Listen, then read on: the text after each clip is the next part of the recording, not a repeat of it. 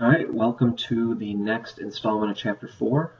If you notice on the screen, we are on Chapter 4, Section 3, Part 1. So this is a two-part section here.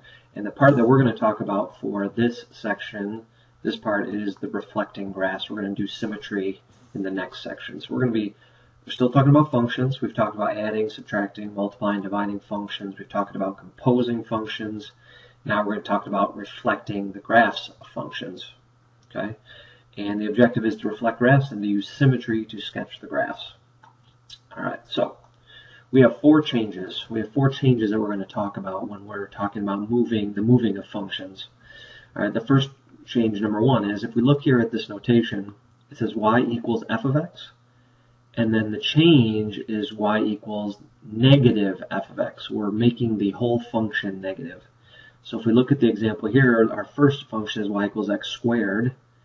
And then what we've done is we've made the whole x squared negative. We put in parentheses, we're making it negative. So what does that do to our graphs? So that's what we're going to look at first. So if we look at our two graphs, all I've done is I've graphed these on a graphing calculator, and we're checking out what happened. Okay, here's the original. Okay, here's the original graph, just a normal old parabola. Okay, now if we look at the new one, when we've added a negative to it, it takes the original graph and it reflects it over the x-axis. If you notice, it takes the top part and it takes it and completely flips it over the x-axis. Okay, so what does change number one do? Change number one reflects over the x-axis. Okay, so when you make your whole function negative, so when you make your entire function a negative, it reflects over the x-axis, and that should make sense. It's taking the positive x squared, which is above the x-axis, and is making it negative, so it's taking it and shifting the entire thing over the x-axis, and it's making it negative. Okay, let's look at it in another example. This is still change number one. The original positive f of x, and we're now making it negative. So x cubed plus 2x squared, all we've done is we've added this negative, and we've made the whole thing negative. Okay, so let's look at the graph. It should reflect it over the x-axis. Okay, so let's see if it does. Okay, I'm going to take this piece by piece here. Okay, this part right here. Okay, where is it now? It's above the x-axis. So it was below, now it's above. Okay, let's look at this part right here. This hump above is now below, so it's reflected below the x-axis. Okay, last part here. Let's look at this. This part that was above is now below. So it took that whole sideways S and it flipped it over the x-axis. Okay, we'll save this possibly for in class, do it yourself. Okay, change number two. Okay, what's happening in change number two? It's taking your original function and it's adding absolute value bars to it.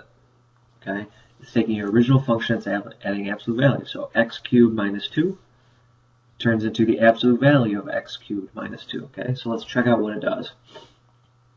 Okay, here are two examples. All right, the first one is just a normal parabola that opens up. Okay, this is what we've been doing. You know how to graph these. We've graphed those. This is actually a type 2. And what does the absolute value do? What do absolute values do? Absolute value negative 2 makes negative 2 positive 2. So the graph does the same thing. It's taking what is below the x-axis, it's taking the negative part, and it's making it positive.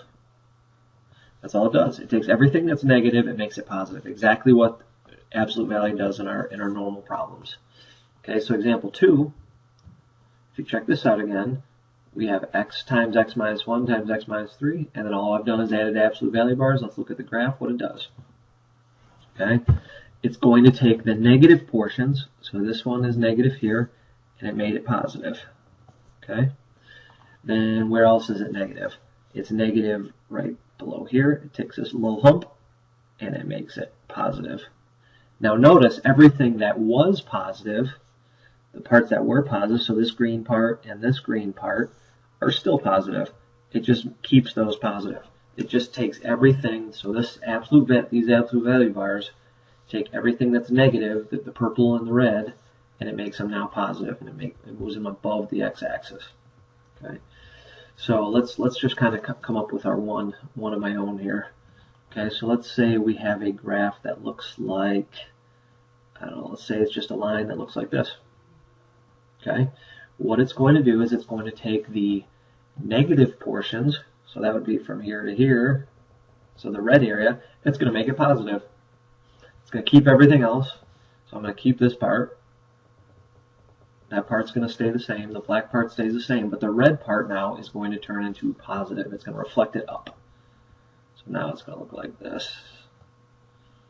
Okay, so that's all that absolute value does. So let's go back to the first page here, change number 2. What can we write? Let's write makes all negative parts of the graph positive. Okay, so that's change number 2. First one, it flipped everything over the x. This one makes everything that's negative positive. Okay, so let's go back to change number 3 now. Okay, so let's see what change number 3 does. If you notice, what change number 3 does is it's just making the x values negative. So it's taking the x that's in your equation and it's making it negative. Not the whole thing like the first one did. This is just making the x negative. So if we look, our original is y equals 2x plus 1. And if you notice now, it is saying 2 times negative x. So it's making just the negative, just the x part negative, and everything else stays the same. So let's see what this one does. All right, so here is our graphs. Okay, this one's lines are a little bit harder to look at. Okay, but look, here's our original graph, and now our new graph is over here. So notice, let's see if we can break this down here. Where did this portion go? This portion is now over here. And let's make the other part purple. So the purple portion down in the bottom left is now in the bottom right. So what did this do? It flipped it over the y-axis this time. So change number 3 is a reflection over the y-axis. So instead of going up and down, it's going left to right. So just changing the x makes it left and right. And that should make sense. This portion over here, the x's are positive, and now when we make them negative, it makes them all negative. These portions down in the bottom left, these x values are negative, and we make them more negative. A negative minus a negative makes them positive. Okay, so that's a reflection over the y. Okay, so let's do the same thing again. Here is y equals square root of x. Now we're just making the x's negative underneath the square root. So let's see what happens here. Okay, so let's see. So these x's, this graph, all of the x's are positive, and what the reflection does, it makes all of those x's negative. So it turns 1, 1 into negative 1, positive 1. Just changes the x's to negative. Okay.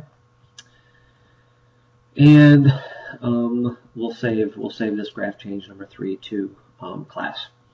And last but not least, we have graph change number 4, which is the trickiest to understand. But let's see if we can see what it does.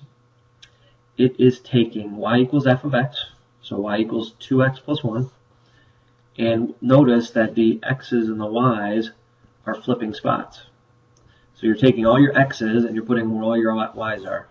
So notice y equals 2x plus 1 is turning into x equals 2y plus 1. So it took your x and your y and you flipped it. Now, why am I putting this or y equals 1fx?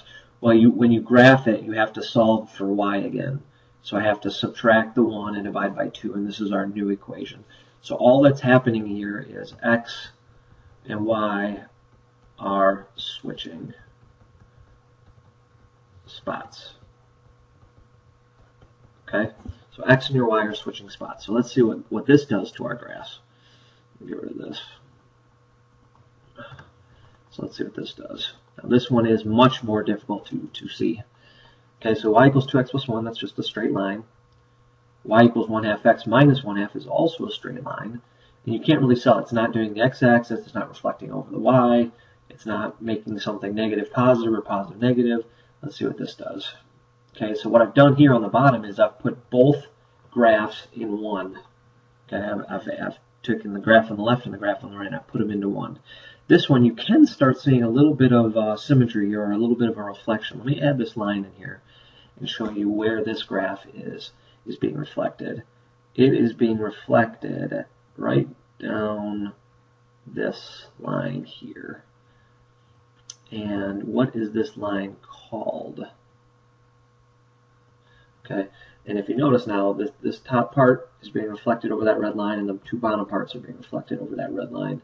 And what that red line is called is the line y equals, oh, that's not nice. It's the line, it's a reflection over the line y equals x.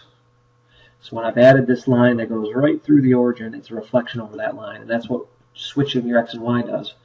So if we look at this example, so all I'm doing is switching x and y. Y equals x squared turns into x equals y squared.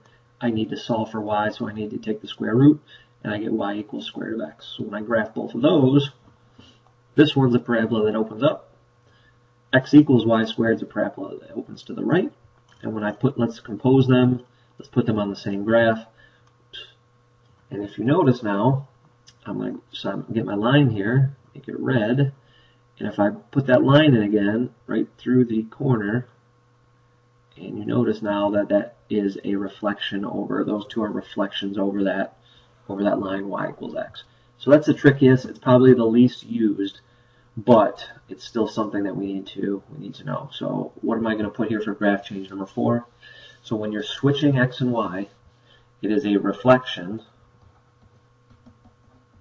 over the line y equals x. Okay, the line y equals x. That's what change number 4 does. So just a brief recap. Let's go back to number 1. When you make your whole function negative, the whole thing, it's reflecting over the x-axis. So it's taking it from the top and moving it to the bottom. Change number 2, when you take absolute value of your function, it makes all the negative parts of your graph positive. Change number 3, when you make just the x's negative, if it's a reflection over the y-axis, everything on the right goes to the left and everything on the left goes to the right. And last but not least, the change number 4 is when you switch your x and y's, it reflects over the line y equals x, which is that one that goes right up through the diagonals of the origin. Okay, so those are the 4 changes. We'll get a little more in depth into this later, but this is chapter 4, section 3, part 1. See ya. Have a good day.